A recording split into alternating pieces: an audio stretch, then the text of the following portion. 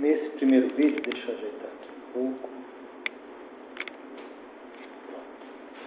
Então, nesse primeiro vídeo, nós vamos trabalhar com posições relativas de duas retas no plano. Certo? Vamos ver isso. Olha, esse assunto está lá no capítulo 3, né?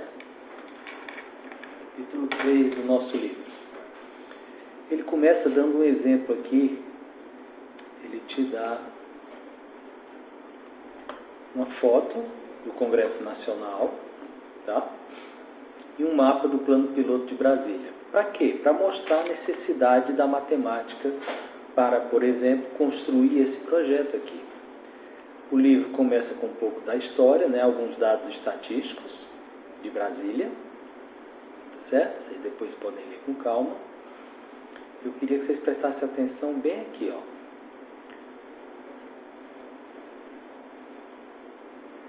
Para definir como seriam as ruas avenidas de Brasília, Lúcio Costa, né, que foi quem idealizou esse projeto, ele precisava conhecer os cruzamentos, ou seja, precisava saber quais são as ruas que eram paralelas e onde elas se cruzavam. Tá? Ora, esse assunto é basicamente de matemática, certo? Não tem por onde. Pois bem, o que nós vamos relembrar aqui é que duas retas, elas podem se posicionar, obviamente, uma em relação à outra, basicamente duas retas no plano, certo? No plano. De três formas. Ou uma está em cima da outra, como é nesse caso, e aí ele representa assim, ó, R, 3 tracinhos S, tá?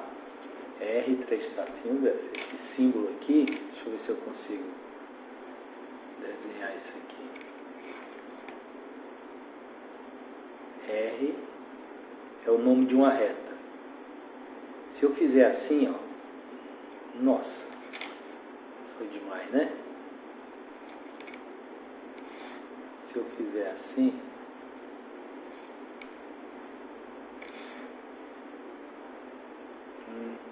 dois, três tracinhos, né? É um igual, depois mais um tracinho S.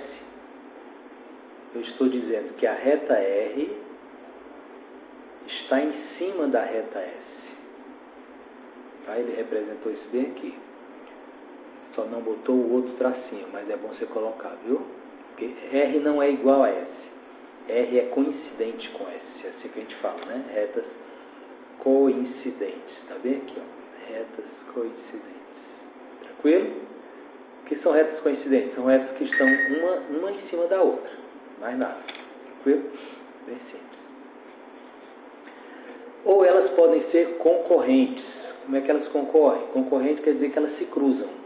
Está aqui a reta S, né? Toda reta a gente dá o nome, está aqui ela. Está aqui a reta R. Tá? Está aqui a reta R. Tá bom? Veja que elas se cruzam num determinado ponto que ele chamou de ponto P. Esse ponto P é o ponto onde as duas retas se cruzam. E elas só podem se cruzar em um único ponto, tá certo? É o que a gente chama de ponto de interseção. O ponto P é o ponto de interseção das retas R e S.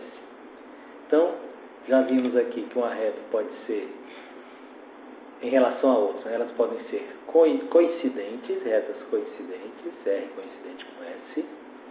Elas podem ser concorrentes, e aí se elas forem concorrentes tem um ponto em comum, que é o chamado ponto de interseção, ponto P.